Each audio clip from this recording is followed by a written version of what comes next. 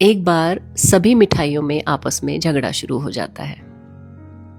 रसगुल्ला कहता है मैं सबसे मीठा हूँ।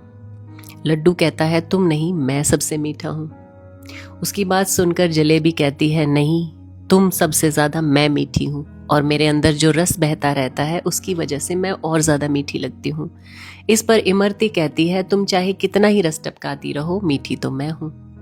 उनकी बात सुनकर लड्डू कहाँ चुप रहने वाला था। लड्डू बोला मैं तो भगवान का प्रिय हूँ, मैं हमेशा उनके हाथ में रहता हूँ।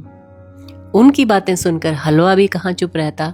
वो कहता है कि तुम बेशक भगवान के हाथ में रहते हो, लेकिन भगवान का भोग तो मुझसे ही चढ़ता है, इसलिए मैं सबसे मीठा हूँ। तो ये सारी बातें चीनी की बोरी सुन रही थी। उसने उन सब को शट अप कॉल दी और कहा कि तुम सब चुप हो जाओ, तुम सब का अस्तित्व मेरी वजह से है।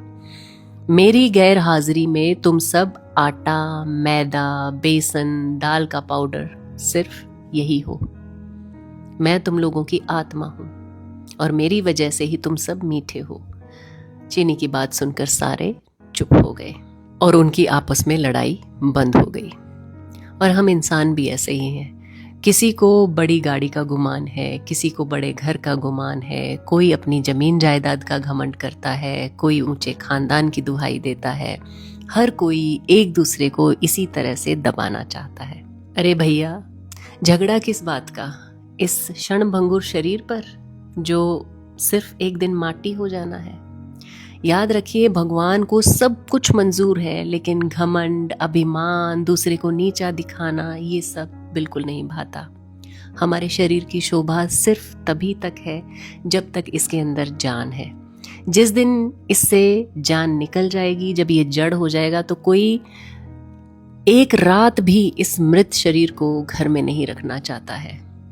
और हम इसी बात को पहचान नहीं पाते हैं कि एक दिन हम यहाँ से रवाना हो जाएंगे, फिर हमारा भी सारा प्रोग्राम दूसरे लोग ही बनाएंगे, मिट्टी में मिल जाएंगे, लेकिन फिर भी जीवन भर इस शरीर को संवारना सजाना छोड़ते नहीं हैं, अपनी इस अकड़ को तोड़ते नहीं हैं, दूसरों की मदद करने की सोचते नहीं हैं।